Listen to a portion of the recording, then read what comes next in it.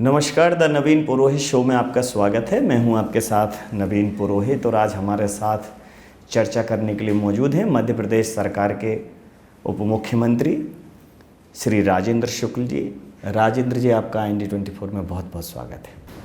धन्यवाद सर, वर्तमान विधानसभा चुनावों के बाद जिस प्रकार से डबल इंजन की सरकार का जो नारा बुलंद हुआ, उसमें एक नया प्रशासनिक पैटर्न सामने आया सरकार का कि एक मुख्यमंत्री के साथ 2 उप मुख्यमंत्री और बतौर मुख्यमंत्री, बतौर उप मुख्यमंत्री एक बड़ा कोऑर्डिनेशन राजस्थान में भी, छत्तीसगढ़ में भी, मध्य प्रदेश में भी देखने को मिला।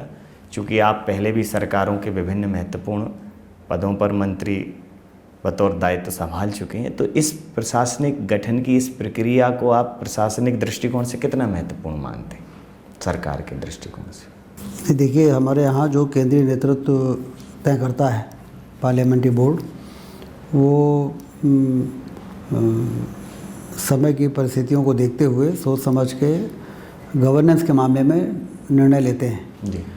तो ये निर्णय हमारे केंद्रीय नेतृत्व का है कि एक मुख्यमंत्री या 2 मुख्यमंत्री राज्यों में बनाए जाएंगे। तो हम सब यही मान के चलते हैं कि बेहतर गवर्नेंस के लिए और लीडरशिप को आगे बढ़ाने के लिए इस प्रकार के निर्णय केंद्रीय नेतृत्व ने लिया है। हम लोग तो सिर्फ जो डिसीजन हो जाता है उसको फॉलो करते हैं और उस बताए हुए रास्ते पर चलते हैं। अच्छा सर, एक मैं ये फॉर्मूला मैं भी समझना चाहता हूँ और मुझे लगता है कि राजनीति से जुड़े हुए लोग भी समझना चाहते हैं कि आप 2011-12 के दौर में मंत्री थे, उसके बाद भी मंत्री रहे, फिर पिछली सरकार में मंत्री पद नहीं मिला, अब उप मुख्यमंत्री हैं। अगर पद के दृष्टिकोण से देखें तो बहुत ही उतार चढ़ाव है, लेकिन कोई मतलब लोड नहीं है, वही सहजता, क्षेत्र का विकास, पब्लिक से वही कनेक्शन। तो मतलब पद के लिए कभी ये तनाव नहीं होता कि कल तक तो मंत्री पद भी नहीं था, आज उप मुख्यमंत्री बना दिया, तब भी सहज हैं, विधायक थे तब भी सहज हैं, उसके पहले मंत्री थे तब भी सहज हैं। तो ये सहजता आती कहाँ से है? भारतीय जनता पार्टी में खासकर ये लोगों में है, तो इसका क्या सेट पैटर्न है, क्या फॉर्मूला है सर? देखिए, मुझे बहुत लंबा अभी राजनीतिक जीवन नहीं हुआ है, 20 साल से मैं विधायक हूँ। तो उसके पहले एक चुनाव में हारा भी हूँ, उसके पहले 2 बार मैंने टिकट मांगा, टिकट भी नहीं मिला। फिर पहली बार जीतने के बाद मंत्री भी बना और फिर 1.5 साल मंत्री रहा, फिर हटा भी हूँ। तो चुनाव हारने का भी, मंत्री बनने का भी, मंत्री पद से टिकट न मिलने का भी, मंत्री पद से हटने का भी सारा अनुभव है। तो हमें कुल मिला के हमारा ये लगता है कि हमें शांति से समय का इंतज़ार करना चाहिए। राजनीतिक जीवन में उतार चढ़ाव आना बहुत स्वाभाविक है। तो यदि हम चढ़ाव पर हैं तो ना तो हमें बहुत ज़्यादा अपने चाल ढाल में ऐसा परिवर्तन करना चाहिए कि लोगों के आंखों में इरिटेशन होने लगे, और जब हमारा थोड़ा उतार है तो उस समय हमको बहुत हतोत्साहित भी नहीं होना चाहिए कि सब कुछ ख़त्म हो गया है। जनता की नज़र में अपनी सक्रियता बनाए रखना ये ज़्यादा महत्वपूर्ण है। लोग उसी को वॉच करते हैं और पार्टी भी उसको देखती है कि कितना धैर्य है, कितना संयम है, और उस पर यदि आप कसौटी पे खड़े हो गए तो जनता भी आपको बना के रखेगी और पार्टी भी आपको कहीं ना कहीं जिम्मेदारी देगी। तो कुल मिला के मेरा तो यही कहना है कि यदि हम राजनीति में आ गए हैं तो हमेशा प्रिपेयर रहना चाहिए कि कभी भी हमारा टिकट कट सकता है, कभी भी हम चुनाव हार सकते हैं, कभी भी हम मंत्री बन भी सकते हैं, कभी हट भी सकते हैं। तो उस तरीके से यदि हम लेके चलेंगे, मेंटली प्रिपेयर रहेंगे, तो हमें कष्ट नहीं होगा। जी, जैसा आपने कहा कि इन 2 दशकों के तमाम खट्टे मीठे अनुभव हैं, खासकर तब जब परफॉर्मेंस के बाद भी, अगर मैं पिछले 18 से 23 के कार्यकाल की बात करूं तो 18 के चुनाव में जो बिंद ने रिस्पांस दिया Bharatiya Janata party, clean sweep था। उसके बाद बिंद का जो पार्टिसिपेशन था, अगर उस अनुपात में बात करूं तो बिंद को नहीं मिला। लेकिन कभी भी पार्टी में ज़्यादातर, मतलब आप चूँकि बड़े पद पर हैं, बड़े दायित्व पर हैं, तो प्रतिनिधित्व बतौर मुख्यमंत्री कर रहे हैं। एक कार्यकर्ता हो, संगठन का व्यक्ति हो, सरकार का हिस्सा हो, भारतीय जनता पार्टी में विरोध के स्वर बहुत ज़्यादा आते नहीं हैं। कांग्रेस में बहुत इसको लेके हाय तौबा है और एक भगदड़ मची हुई है। जिस दृष्टि से ये आपने मैराथन रखी हुई है पॉलिटिकल, तो 2029 तक कुछ बचेगा फिर इस प्रकार से कांग्रेस में? नहीं, कांग्रेस वास्तव में बहुत ख़राब दौर से गुजर रही है, क्योंकि उनकी जो लीडरशिप है वो ज़मीन से जुड़ी नहीं है। ज़मीन से जो जुड़ी नहीं होती तो फिर उनके स्टेटमेंट, उनके निर्णय इस प्रकार से होते हैं कि पार्टी को नुकसान होता है। पार्टी को जब नुकसान होता है तो फिर कार्यकर्ता भी हतोत्साहित होता है, विचलित होता है। एक तरफ कांग्रेस का ये कार्यशैली है, दूसरी ओर मोदी जी के नेतृत्व में जिस तरीके से ऐसे काम हो रहे हैं जिसको अन्य दलों के लोग भी कोई अब किसी पद में बैठा है, उसको विरोध करना है तो विरोध भले करे, लेकिन अन्य दलों के जो सामान्य कार्यकर्ता हैं वो ये मानते हैं कि धारा 370 हटी तो ठीक हटी, अयोध्या में भगवान राम का मंदिर बना तो ठीक बना, नागरिकता संशोधन कानून लागू हुआ तो ठीक हुआ। तो अब उनके बीच में इतना डिफरेंस ऑफ ओपिनियन हो गया है कि कार्यकर्ता बोल तो नहीं सकता, लेकिन सफोकेशन में रहता है। तो एक तरफ उनके नेतृत्व की अनुभवहीनता, गलत निर्णय, अब आमंत्रण को ठुकरा देना, हमारी भारतीय संस्कृति में किसी के आमंत्रण को ठुकराया थोड़ी जाता है। आप हमको अपने घर बुलाएं, हम जाए ना या ना जाएं, लेकिन हम ही नहीं कहेंगे कि अपना कार्ड वापस ले जाओ या हम नहीं आएंगे। व्यस्तता के कारण हम नहीं जा पाए, वो अलग बात है। तो ये सब जो कार्यशैली है उससे कार्यकर्ता जो है हतोत्साहित हो गया है। दूसरी ओर मोदी जी के प्रति उनका आकर्षण बढ़ गया है और उनको लगता है भारत और मजबूत हो और आगे बढ़े, आर्थिक महाशक्ति बने, विश्वगुरु के स्थान पर भारत पहुँचे, जो मोदी जी के अलावा कोई कर नहीं सकता। तो इसलिए अब बहुत तेज़ी के साथ अन्य दलों के लोग जो देश प्रेमी हैं, जो जनता की सेवा मन से कर रहे हैं, वो मोदी जी के हाथ को मजबूत करने के लिए भारतीय जनता पार्टी में आ रहे हैं। जब परिवर्तन होता है और ख़ासकर एक नया परिवर्तन होता है, नए पैटर्न का परिवर्तन होता है, तो लोगों की निगाह रहती हैं। तो मध्य प्रदेश की पॉलिटिकल पिच पर कितनी अच्छी बल्लेबाजी की है आप सब लोगों ने मिलकर। आपका स्व आकलन पूछना चाहता हूँ। नहीं, बहुत अच्छी शुरुआत हुई है। देखिए, सरकार तो हमारी पहले से ही थी जी, और सरकार ठीक प्रकार से काम कर रही थी, तभी तो इतनी ज़्यादा सीटें आई और लगातार फिर से सरकार बन गई हमारी। बहुत तेज़ी से जो हमने आश्वासन दिए थे, वादे किए थे, सिंचाई का रकबा बढ़ेगा, केन बेतवा को लिंक करने की योजना को मंजूरी मिलेगी, हाईवे से जुड़े हुए जो इश्यूज़ हैं उनको व्यापक तौर पर मंजूरी मिलेगी, स्वास्थ्य के क्षेत्र में हम मेडिकल एजुकेशन और हेल्थ डिपार्टमेंट को एक करके और बेहतर स्वास्थ्य सुविधा उपलब्ध कराएंगे। फिर एयर एम्बुलेंस से हम दूर दराज कोई बहुत सीरियस मरीज़ है तो आम आदमी तो एयरलिफ्ट होकर अस्पतालों में पहुंच जाता है जो सक्षम है, गरीबों को भी हम अस्पतालों में पहुंचाने के लिए एयर एम्बुलेंस की सुविधा शुरू करेंगे।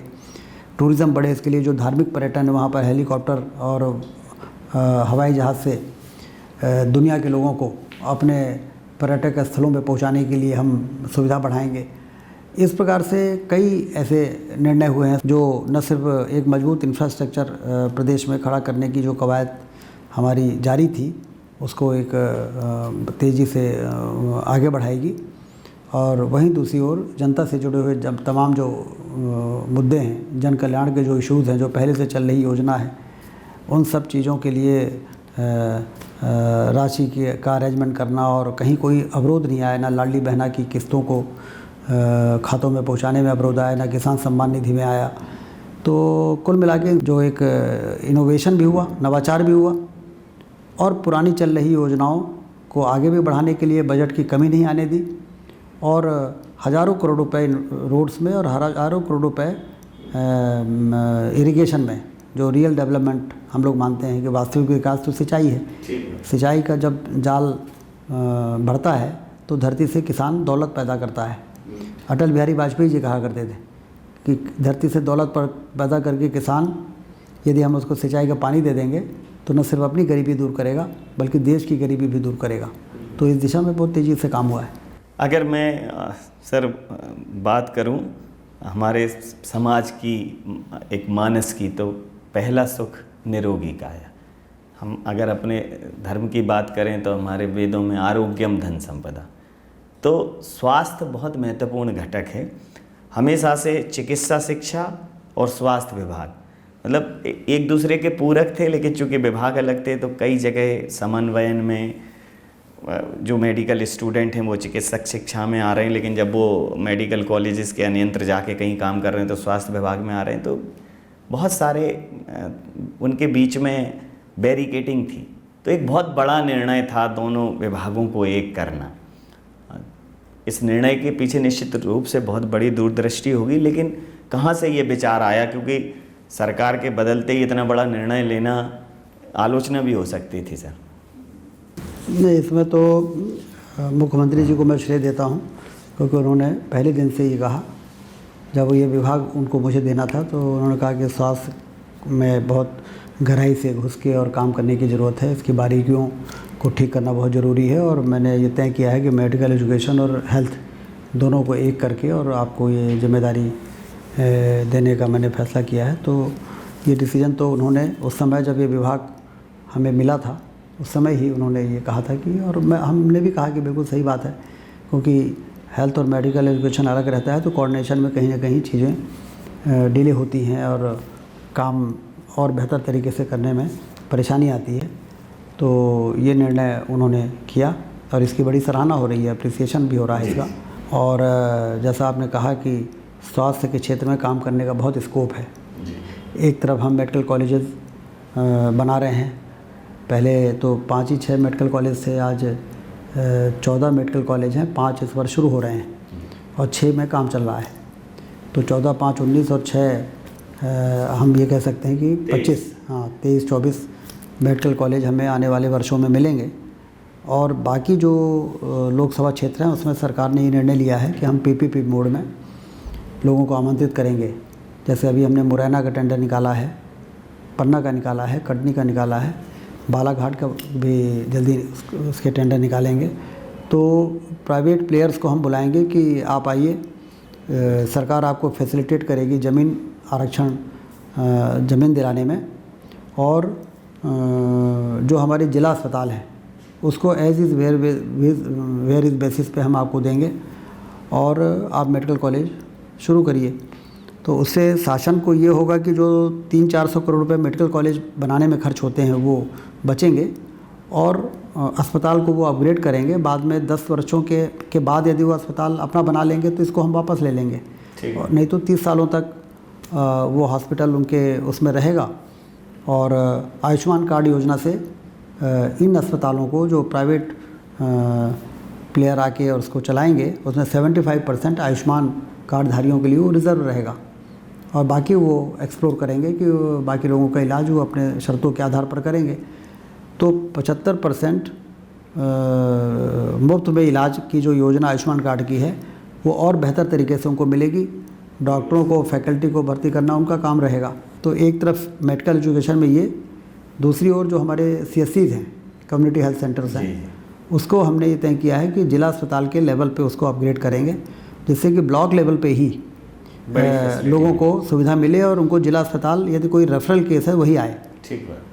और जिला अस्पताल से मेडिकल कॉलेज के अस्पताल में कोई रेफरल केस है वही जाए। ठीक है। तो हर जगह सुविधाएं, हाँ सुविधाएं बेहतर मिलेंगी। नहीं तो एक ही जगह बहुत ज़्यादा भीड़ आ जाती है तो सुविधाओं में डिलीवर करने में फिर डॉक्टरों को भी परेशानी होती है, पैरामेडिकल भी परेशान होते हैं। तो ये हमारा टारगेट है, रोड मैप रहेगा। केंद्र की बात की जाए तो एम्स केंद्र की स्वास्थ्य सेवाओं का एक बहुत बड़ा केंद्र है। मध्य प्रदेश में भोपाल में एम्स बेहतर स्वास्थ्य सुविधाएं दे रहा है। उसके और उन्नयन और सुदृढ़ीकरण के लिए अगर आपने केंद्रीय स्वास्थ्य मंत्री से या केंद्रीय स्वास्थ्य मंत्रालय से कोई बात की हो कि मध्य प्रदेश को 1-2 एम्स और मिल जाएं? हाँ, अभी बात करेंगे इस मामले में। निश्चित रूप से हम लोग चाहेंगे कि कई राज्यों में 2 एम्स हैं तो हमारे यहाँ 1 है तो 1 और हो जाए, और वो एरिया के हिसाब से कहाँ पे कैसा फिजिबिलिटी रहेगी। ये बहुत अच्छी बात आपने कही है, हमारे दिमाग में भी थी और हम लोग इसको टेकअप करेंगे। जी, जिस प्रकार से आपने कहा कि 75% जो आयुष्मान कार्डधारी हैं, आज उन पर आयुष्मान कार्ड तो होता है, लेकिन जिन प्राइवेट हॉस्पिटल्स में कई बार ऑक्यूपेंसी रहती है, कई बार शिकायतें भी आती हैं। लेकिन आयुष्मान योजना ने वाकई में देश में स्वास्थ्य सेवाओं में मतलब एक सामान्य आदमी, गरीब आदमी 5 लाख तक का इलाज मुफ्त करा पाता है, ये कल्पना में नहीं था। 5,000 रुपये तक का इलाज के लिए भी वो मोहताज हो जाता था। तो चूँकि इसका रिव्यू किया होगा, इस योजना को ज़रा आप अगर देखे जाए जीवन स्तर सुधारने की योजना में, सामाजिक कल्याण की योजना में कितना बड़ा कदम मानते हैं? बहुत बड़ा कदम है ये। तो जैसा आपने कहा कि हम लोगों ने अपनी आंखों से देखा है कि गरीब के घर में कोई बीमार हो जाता था तो 3-4 शुभचिंतक अगल बगल के जो संवेदनशील लोग होते थे उसको लेके, बीमार आदमी को और उसके परिजनों को लेके और घरों में चंदा इकट्ठा करते थे कि कर दीजिए, कोई मदद कर दीजिए, इसका इलाज हो जाए। और अस्पताल पहुंचने के पहले ही कभी कभी वो इस दुनिया को छोड़ के चले जाते थे। जिनके जेब में 1,000 रुपये नहीं है, 100 रुपये नहीं है, उनको 2 लाख की दवाई कहाँ से होगी? कितना कठिन काम रहा होगा, लेकिन कितना आसान बना दिया कि 5 लाख रुपए तक का इलाज। ये ज़मीन से जुड़े हुए नेता जब शीर्ष पर पहुंचते हैं तो उनको ज़मीन की वास्तव में जो वास्तविक समस्याएं हैं उसका जानकारी होती है। मोदी जी ने वो उसी प्रकार के नेता हैं कि इनको मालूम है कि गरीब के घर किस प्रकार के होते हैं, जब वो बीमार हो जाते हैं तो किस प्रकार के परेशानियों से जूझते हैं। और इसलिए आयुष्मान कार्ड योजना जो उन्होंने बनाई उससे न सिर्फ गरीबों को मुफ्त में इलाज उपलब्ध हुआ, बल्कि हमारी हेल्थ सेंटर्स भी बहुत तेज़ी से विकसित हुए। अब जैसा आप कह रहे हैं कि कभी कभी शिकायतें आती हैं तो ये अलग मैटर है, लेकिन कितने प्राइवेट हॉस्पिटल बन गए, कितनी सुविधाएं बढ़ गई। और लोगों ने इसीलिए प्राइवेट हॉस्पिटल बनाना शुरू किए क्योंकि उनको मालूम था कि अब हमारे देश के हर नागरिक की अस्पताल में इलाज करने की क्षमता हो गई है। पूरे विश्व ने सर कोरोना की जब महामारी थी, कोरोना की विभीषिका में जब बड़ी बड़ी महाशक्तियाँ घुटने टेक गईं, तब इस देश ने राजनीतिक जिजीविषा भी देखी। इस देश ने, जिस देश के ऊपर तमाम सारे एलिगेशन भ्रष्टाचार और इन सब के लगते हैं, इस देश ने अपनी जान पर खेलते हुए लोगों की स्वास्थ्य की रक्षा करते हुए सरकारों को भी देखा, सरकारी कर्मचारियों को भी देखा, और तब कहीं ना कहीं सरकार के रवैये के प्रति लोगों की धारणा बदली। इतने बड़े देश को वैक्सीन जो है एक उत्सव की तरह लगा दी गई, लोगों ने वैक्सीन का उत्सव मनाया, सेल्फी खींची, और इसने कहीं ना कहीं इस देश को अंतर्राष्ट्रीय स्तर पर ख्याति दिलाई। तमाम देश हमारे और मुँह ताक रहे थे, और उसके बाद स्वास्थ्य सेवाओं की तरफ और थोड़ा ध्यान गया। तो कोरोना के बाद हेल्थ को लेकर लोग और ज़्यादा कॉन्शियस हुए, सरकारें कॉन्शियस हुई। तो क्या क्या ऐसी प्राथमिकताएं हैं जो मध्य प्रदेश में बतौर उप मुख्यमंत्री, बतौर स्वास्थ्य मंत्री आपको लगता है, चूँकि आप बहुत सारे इनोवेशंस के लिए हमेशा से काम करते रहते हैं, कि ये आपके कार्यकाल में मध्य प्रदेश को आप डिलीवर करेंगे ही करेंगे? ग्रामीण क्षेत्रों में स्वास्थ्य सुविधाओं को पहुंचाना, अभी ये केंद्र सरकार के सहयोग से, इसमें कोई दो राय नहीं है कि हमारे ब्लॉक लेवल पे 20-20 करोड़ रुपए के सीएससीज के लिए बजट मिला। वहाँ सीटी मशीन भी पहुंच गई, एक्सरे मशीन है वहाँ पर, अल्ट्रासाउंड की मशीनें हैं वहाँ पर, हमें पैथोलॉजीज डेवलप, पैथोलॉजीज वहाँ पर हाइपर डिस्पोक मॉडल से ब्लड कलेक्शन होता है और जांच होती है। लेकिन अभी हमारे सामने चुनौती वहाँ पे डॉक्टरों को पहुँचाना, एनेस्थीसिया वाले वहाँ पे हैं कि नहीं, रेडियोलॉजिस्ट वहाँ पर हैं कि नहीं, सर्जरी वाले वहाँ पर हैं कि नहीं, क्योंकि बिल्डिंग तो हमने बना दी है और मॉड्यूलर ओटी भी बना दिया है और एक्सरे मशीन भी है और अल्ट्रासाउंड भी है। तो ये चुनौती है इस क्षेत्र की कि डॉक्टरों को हम किस तरीके से ग्रामीण क्षेत्रों में पहुँचाने के लिए उनको आकर्षित करें और उनको खुशी से वहाँ पर जाएँ। एक और सर मैं बिंदु की तरफ, मैं सिर्फ ये ध्यान आकर्षण है, निश्चित रूप से मुझे लगता है कि आपके जहन में भी होगा, मध्य प्रदेश में चूँकि रोड्स का जाल बिछ गया है सर, पूरे मध्य प्रदेश में हाईवेज बने हुए हैं। स्टेट के जो रोड हैं वो भी बिल्कुल हाईवेज की तरह हैं, और पहले जो वाहनों की गति और वाहनों की क्षमता और ट्रांसपोर्टेशन, ये अभूतपूर्व बढ़ा है। उसी रेशियो में सर एक्सीडेंट्स भी बढ़े हैं। तो जो हाईवेज हैं उनके सराउंडिंग में, बड़े शहरों में तो ट्रोमा सेंटर हैं, लेकिन छोटे शहरों में ट्रोमा सेंटर नहीं है जहां 1-8 घंटे के अंतराल पर गोल्डन आवर में लोग पहुंच पाएँ। तो क्या ऐसी कोई कार्य योजना आपने सोची है कि जो बीच में छोटे ज़िले हैं और जिनसे मुख्यालयों से दूरी है, तो ट्रोमा सेंटर डेवलप कर दिए जाए? ज़रूर, इस पर भी हम लोग काम योजना बना रहे हैं। और एयर एम्बुलेंस भी ट्रॉमा के लिए ही है कि मान लीजिए कभी कोई ऐसा लगता है, जैसे रोड एम्बुलेंस तो चली रही हमारी एम्बुलेंस ठीक की बात। गाड़ियाँ, जी जी जी। लेकिन कभी ऐसा लगता है कि ये एक पर्टिकुलर केस ऐसा है जिसको तत्काल रीवा पहुंचाना है सिंगरौली से, जी जी। या झाबुआ से इंदौर पहुंचाना है, ठीक बात। तो इसके लिए एयर एम्बुलेंस की भी व्यवस्था हो रही है। और दूसरा, ट्रॉमा कहाँ कहाँ बेहतर तरीके से बनाया जा सकता है, उसका भी फिजिबिलिटी को देखते हुए उस पर भी काम करेंगे, क्योंकि जितने ज़्यादा लोगों को हम जीवन बचा सकें तभी हम लोगों का सबका स्वास्थ्य विभाग का लक्ष्य पूरा होगा। आपने कहा कि भारत शक्तिमान के तौर पर उभरा है और मोदी जी एक शक्तिशाली नेतृत्व के तौर पर उभरे हैं, लेकिन वो आपकी शक्ति को आसुरी शक्ति बता रहे हैं। राहुल जी ने कहा है कि आसुरी शक्ति है। पहले तो इन्होंने हिंदू धर्म की शक्ति कहा था, फिर उसको क्लेरिफाई किया कि आसुरी शक्ति। तो वो तो आप एक तरफ राम मंदिर का निर्माण कर रहे हैं, ऐसे स्टेटमेंट देते हैं जो देश की जनता को और ज़्यादा बुरे लगते हैं, क्योंकि आपके आसुरी शक्ति कह देने से सबसे बड़ा नुकसान आप ही का होना है। मुझे याद है कि जब हम लोगों ने 24 घंटे बिजली दी रीवा में, मध्य प्रदेश में 2013 में, तो हम कहते थे कि 24 घंटे बिजली हमने दिया, अटल ज्योति अभियान किया है। तो कांग्रेस के नेता मंच पर खड़े होकर कहते थे ये अटल ज्योति नहीं है, अटल कटौती अभियान है। तो सभा में बोलते थे तो लोग कहते थे कि बिजली तो हमको 24 घंटा मिल रही, कैसे कह रहे हैं अटल कटौती अभियान। ठीक बात। तो उनकी सीटें जितनी थी 2013 में उससे और घट गई। तो इस प्रकार के बयान इनका नुकसान देते हैं इनको। अंतिम और महत्वपूर्ण प्रश्न सर, कहते हैं कि मातृभूमि के प्रति हमेशा एक लगाव होता है, जननी जन्म भूमश्च स्वर्गादि पे गरीसी, और वो झलकता भी है। आपके अगर राजनीतिक कार्यकाल को देखा जाए तो रीवा में चाहे मुकुंदपुर सफारी हो, चाहे राज कपूर ऑडिटोरियम हो, रीवा का स्पोर्ट्स कॉम्प्लेक्स हो, मतलब कई तरह की सौगातें दे दी। और वाकई में अगर भले ही हम मध्य प्रदेश के 4 शहरों को महानगरों में आंकते हैं, लेकिन मुझे लगता है कि अगर कोई विजिट रीवा करेगा तो रीवा को वो निश्चित रूप से 5वां बड़ा महानगर मानेगा। तो निरंतरता के साथ डेवलपमेंट रीवा में। अभी और कुछ नया अपने क्षेत्र के लिए, अब तो चूँकि जनता की भी अपेक्षाएं ज़्यादा होंगी कि अब आप बतौर उप मुख्यमंत्री प्रदेश का नेतृत्व कर रहे हैं। नहीं, हमसे चुनाव में लोगों ने पूछा था कि रीवा में इतना काम हो गया, आप इस बार जीतेंगे तो क्या करेंगे। तो हमने कहा कि रीवा की तस्वीर बदली है सिंचाई के कारण, क्योंकि जब सिंचाई होती है तो खरीदी की शक्ति बढ़ती है किसानों की, और जब किसानों की परचेजिंग पावर बढ़ती है तो व्यापार बढ़ता है, लोकल, फिर मार्केट में रौनक आती है, शॉपिंग मॉल्स बनते हैं, फिर वो बिकते हैं, ब्रांडेड शोरूम्स आना शुरू हो जाते हैं, तो लोग कहते हैं ये तो शहर पूरी तरह से बदल गया। ठीक बात। तो हमने कहा कि 3 लाख एकड़ में हमने पानी पहुंचाया है, उसका ये कमाल है। तो अब इस बार हमारी सरकार बनेगी तो 2 साल के अंदर इस 3 लाख एकड़ की सिंचाई के रकबे को बढ़ा के 6 लाख एकड़ करेंगे, और 5 साल ख़त्म होते होते इसको बढ़ा के 9 लाख एकड़ कर देंगे। जितने एरिया में खेती होती है सब में सिंचाई का पानी पहुंचाएंगे।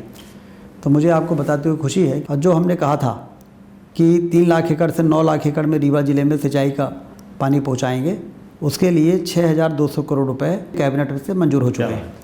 तो इसका मतलब कि अब उसके टेंडर होंगे, काम शुरू होगा, 2 सालों में हम 6 लाख एकड़ और फिर 1 आध साल बाद फिर 9 लाख एकड़ करके, फिर आप कल्पना करिए कि जब 3 लाख एकड़ के पानी ने इतना कमाल कर दिया कि रीवा को लोग कहने लगे कि महानगर हो रहा है, तो जिस दिन 9 लाख एकड़ में पानी पहुंच जाएगा उस दिन हमारे विंध्य का मुकाबला देश में सब समृद्धशाली एरिया के रूप में लोग उसका उदाहरण देंगे कि कम समय में ज़्यादा विकास देखना है तो विंध्य दे, तो मध्य प्रदेश के विंध्य में जाके देखो।